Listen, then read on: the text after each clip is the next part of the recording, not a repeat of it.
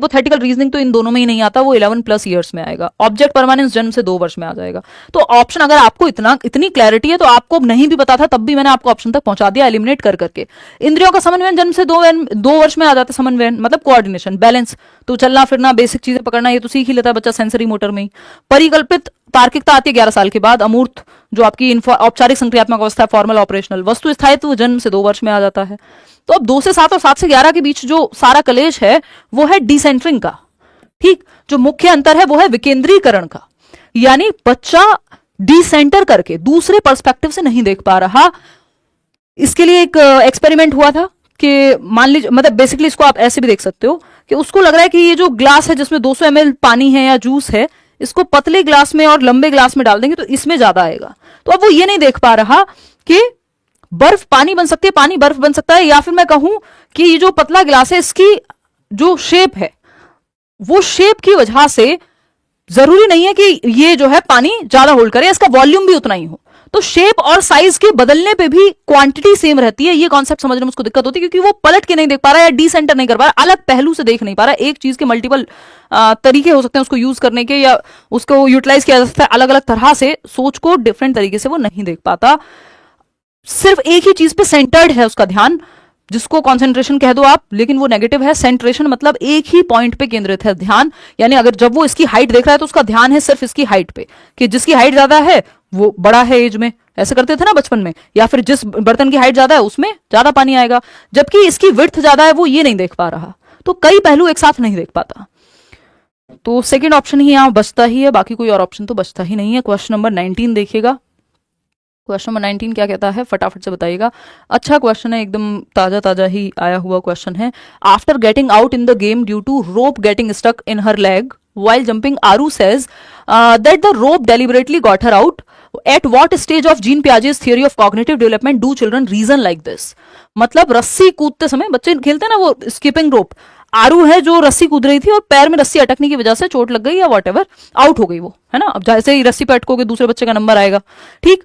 तो अब आउट हो गई और आरू ने कहा कि ये जो रस्सी है, जो रोप है जिसको वे स्किप कर रही थी, इसने जान के आउट किया है। ऐसा करते हैं बच्चे बहुत बार खेलते समय कि अरे इस टेबल से चोट लग गई, इस टेबल ने मुझे मारा है, वॉटेवर। यानी वो निर्जीव को सजीव समझ रही है, जिसको हम कहते हैं नॉन लिविंग को लिविंग समझ रही है, यानी एनिमिज्म है, यानी एनिमिस्टिक है, जीववाद है, ठीक। और जीववाद कहां होता है? 2 से 7 वर्ष में प्री ऑपरेशनल स्टेज में होता है जीववाद। एनिमिस्टिक थिंकिंग होती है बच्चे की, वो निर्जीव को सजीव समझ लेता है। एनिमिज्म है कि उसको लग रहा है कि इस पेन से चोट लग गई अगर, तो इस पेन ने मुझे पीटा है। तो माँ बाप के आधार, अगर वो जमीन पे गिर जाए तो माँ बाप जमीन को ही 2 चांटे लगा देते हैं और कहते हैं अरे कोई बात, मेरे बच्चे को मारते हैं ना, चींटी मर गई, वो उल्टा ही, तो उसको लग रहा है हाँ जमीन को भी चोट लगी होगी, जबकि वो निर्जीव है। तो ये प्री ऑपरेशनल स्टेज का कैरेक्टरिस्टिक है। 2 से 7 वर्ष में बच्चे करते हुए मिल जाएंगे आपको। क्वेश्चन नंबर 20 देखिएगा, 20वां सवाल क्या कहता है, फटाफट से समझेंगे। क्वेश्चन नंबर 20 कहता है, an elementary school teacher can strongly influence students development of academic self concept. Elementary यानी 6 to 8 क्लास का टीचर है। अब यहाँ पे चाहे एलिमेंट्री की जगह प्राइमरी लिखा होता, बात बराबर ही थी। छात्र के शैक्षणिक आत्मसंप्रत्यय के विकास को, यानी वो खुद को कैसे देखता है, जो सेल्फ का कॉन्सेप्ट है बच्चे का, मैं कौन हूं, इस कॉन्सेप्ट को क्या प्रभावित करेगा। तो school teacher can strongly influence, यानी जो स्कूल टीचर है या आपके क्लास टीचर है, वॉटेवर, जो टीचर है बेसिकली, वो बच्चे के सेल्फ कॉन्सेप्ट को, यानी बच्चा खुद को कैसे देखता है, वो लायक मानता है खुद को, नालायक मानता है, इस बात का प्रभाव टीचर की एक्सपेक्टेशन से पड़ता है। तो टीचर की एक्सपेक्टेशन बच्चे की परफॉर्मेंस को या उसके खुद को देखने को प्रभावित करती है। इसलिए टीचर्स को नेगेटिव बातें नहीं कहनी चाहिए, तुम नालायक हो, तुमसे कुछ होगा ही नहीं, ये वो, और ये सब हम लोगों ने कॉमनली देखा है, लेकिन करना नहीं चाहिए। इवन पेरेंट्स को भी ये चीजें, इतने हार्श वर्ड यूज नहीं करने चाहिए। सेल्फ एस्टीम हर्ट होती है बच्चों की, ये बातें बहुत बड़े होकर के हमको पता लगती हैं।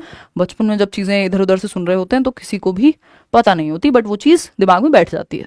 तो कीपिंग वेरी लो एक्सपेक्टेशन, लो एक्सपेक्टेशन रखेंगे तो बच्चा सोचेगा टीचर की भी मेरे से कोई एक्सपेक्टेशन है, माँ बाप तो कहते हैं नालायक है क्या ही पढ़ूं, या टीचर तो कहते हैं इससे तो नहीं होगा तो क्या ही पढ़ूं। तो लो एक्सपेक्टेशन से तो नेगेटिव सेल्फ कॉन्सेप्ट बनेगा बच्चे का। Punishing autonomy and initiative in students, बच्चा खुद से कोई काम करने जाता है, आप कहते हैं अरे तुमसे नहीं होगा मैं कर देता हूँ। होते नहीं वो वाले मम्मी पापा भी होते हैं जो कुछ करने ही नहीं देते, उनको क्या अरे तुमसे नहीं होगा, तुम गिरा दोगे, मैं ही कर देता हूँ। तो खुद से कभी भी इनिशिएटिव लेना सीखेगा ही नहीं।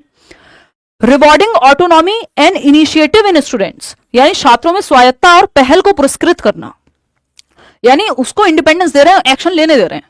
अगर इस बात को रिवॉर्ड किया जाएगा, रिवॉर्ड करने का मतलब यहां वो नहीं है कि पुरस्कार दे दो, बट बढ़ावा दिया जाएगा, तो बच्चे का सेल्फ कॉन्सेप्ट बेहतर होगा, क्योंकि टीचर की एक्सपेक्टेशन आपसे ज्यादा है कि आपको कह रहे हैं अच्छा बेटा तुम बताओ आंसर, तो बच्चा गलत भी बताएगा तब भी उसको मौका तो मिला ना। तो ये एक बात है। Keeping very low expectations from special students, तो ऐसा नहीं है कि स्पेशल बच्चे जो हैं चिल्ड्रन विद स्पेशल नीड्स तो उनसे आप एक्सपेक्टेशंस ही ना रखें, बच्चे की क्षमता के अनुसार उसके पोटेंशियल को देखते हुए हर एक बच्चे से आपकी एक्सपेक्टेशन बेटर ही होनी चाहिए, ऐसा नहीं है कि लो एक्सपेक्टेशन रखेंगे आप। ठीक, third option is the right answer. आगे बढ़ेंगे क्वेश्चन नंबर 21 पे। 21वां सवाल क्या कहता है, तो इन शॉर्ट जो एक्सपेक्टेशन है टीचर की वो प्रभावित करेंगी बच्चे की परफॉर्मेंस को। असर्शन है there is no objectively definable movement when a child enters middle childhood और एडोलेसेंस, यानी कोई उद्देश्यात्मक निश्चित क्षण नहीं होता कि ये पर्टिकुलर मूवमेंट है जब बच्चा चाइल्डहुड से एडोलेसेंस में चला गया, कि 12 साल का हुआ, कल तक जो है चाइल्डहुड में था, चाइल्ड था, और आज जो है 13 में आ गया है तो वो एडोलेसेंट बन गया है। ऐसा कोई डिफाइनेबल मूवमेंट नहीं होता, ये हमने स्टेजेस अपने हिसाब से बनाई हुई है। ये बात एकदम सत्य है, कोई डिफाइनेबल क्षण नहीं है कि अब जो है, ये बात ट्रू है। रीजन क्या है इसका, development is continuous in nature, विकास जो है वो निरंतर होता है प्रकृति में, यानी चलता रहता है। ऐसा थोड़ी है कि इस स्टेज में टूट टूट करके चलेगा चाइल्डहुड में इतना, वो डिसकॉन्टिन्यूअस डेवलपमेंट का एक उदाहरण है, जिसको प्याजे कह रहे हैं। वाइगॉस्की क्या कह रहे हैं, कॉन्टिन्यूअस है डेवलपमेंट। तो ये बात सही है, और ये इसका रीजन भी सही है कि कॉन्टिन्यूअस है विकास, तो ऐसा नहीं है किसी एक पर्टिकुलर मूवमेंट पे ही होगा। तो A and R are true and R is the correct explanation of A. चलें आगे, नेक्स्ट क्वेश्चन पे चलें भाई। नेक्स्ट क्वेश्चन क्या कहता है, फटाफट से देख लेते हैं। 22वां सवाल, थोड़ा सा स्पीड बढ़ाएं। 22वां सवाल कहता है which of the following characterise the process of socialisation, सामाजिकरण की प्रक्रिया के बारे में कौन सी बात सही है। 1 नंबर का सामाजिकरण का क्वेश्चन आता ही है सोशलाइजेशन का। सोशलाइजेशन क्या है, समाज में रहने के तौर तरीके, नियम कायदे कानून, जिस प्रक्रिया के माध्यम से हम सीखते हैं उसको सामाजिकरण कहते हैं। ठीक, तो it is a linear process, यानी स्ट्रेट लाइन में, देखिए स्ट्रेट लाइन में कुछ नहीं चलेगा कि आज भी 2 कल भी 2 फिर 2 तो 2 2 2 6 हो गया 3 दिन में, ऐसे नहीं होता सोशलाइजेशन। कभी आगे कभी पीछे, कोई भी प्रोसेस, डेवलपमेंट हो, लर्निंग हो, सोशलाइजेशन हो, ये स्पाइरल है, यानी वर्तुलाकार है। एक दिन आप 2 सीखेंगे, अगले दिन हो सकता है 2 ना भी सीखें, 0 पे भी रहें। तो आगे पीछे जो आपने कल सीखा उसको आप नेक्स्ट स्टेज में स्ट्रॉन्ग करते हैं, फिर आगे बढ़ते हैं। तो ये स्पाइरल होती हैं सारी प्रोसेसेस, ना कि linear. It is a complex process, हाँ जटिल प्रक्रिया है। It is a multi dimensional process, कई सारे आयाम हैं। आप स्कूल का समाज अलग है, घर का अलग है, मूवी में कुछ और देख रहे हैं, क्या सही है क्या गलत है, कई सारे आयाम हैं इसमें। पेरेंट्स, टीचर, दोस्त, बहुत सारे फैक्टर्स इन्वॉल्व हैं। It takes place uniquely in different culture, अलग अलग संस्कृति में सही और गलत, कपड़े पहनना, खाना खाना, इन सब में अंतर है, तो यूनिक हो गया अलग अलग संस्कृति में। तो बी सी डी ये सही है, ए तो गलत है, यहाँ पे लीनियर नहीं होता ये। Third option is the right answer. आगे बढ़ेंगे नेक्स्ट क्वेश्चन पे। नेक्स्ट क्वेश्चन क्या कहता है भाई, 23वां सवाल है जो कुछ कहने का प्रयास कर रहा है। असर्शन यानी स्टेटमेंट है, the less able a child is to do a task the more directions the teachers should give, and as the child can do more and more the teacher should help less and less. यानी जहां पे बच्चे को दिक्कत ज्यादा हो रही है जब, तो बच्चे को आप ज्यादा मदद करो, जब वो खुद से कर पा रहा है तो मदद हटाते जाओ। टेम्परेरी हेल्प स्कैफोल्डिंग का उदाहरण है। बात तो सही है। रीजन क्या है इसका, intelligence can not be accurately measured by calculating IQ. ये बात भी सही है कि आप बुद्धि को सिर्फ आईक्यू के आधार पर जज नहीं कर सकते हो कि इंटेलिजेंस को पूरी तरह से एक्यूरेटली माप ले हम आईक्यू के हिसाब से। तो क्या बुद्धि सिर्फ आईक्यू है, इस पे बहुत डिबेट है, और बहुत सारे लोग इस बात को नकारते हैं कि आईक्यू अच्छा होना ही सिर्फ इस बात का मानक नहीं है कि बहुत बुद्धिमान हो गया व्यक्ति, या पूरी तरह से बुद्धि की सारी क्षमताओं को सिर्फ आईक्यू के मानक से माप लिया जाए। आईक्यू ऑफकोर्स ये बताता है कि आपकी एनालिटिकल एबिलिटीज कैसी हैं, लॉजिकल एबिलिटीज कैसी हैं, और भी बहुत सारी चीजें, बट बुद्धि का मतलब सिर्फ आईक्यू नहीं है, ये बात सही है। लेकिन ये बात कहीं कुछ और चल रही थी, ये कुछ और ही चल रहा है ना। तो ए एंड आर आर सही, बट आर जो है वो करेक्ट एक्सप्लेनेशन नहीं है, तो हम बी के साथ चले गए। यहाँ पे ये अलग ही बुद्धि के बारे में बात हो रही है, यहां कुछ और बात चल रही थी पेडागोजी के बारे में। चलिए, स्कैफोल्डिंग की बात हो रही थी। क्वेश्चन नंबर 24 देखिएगा और बताइएगा क्या कहता है क्वेश्चन नंबर 24।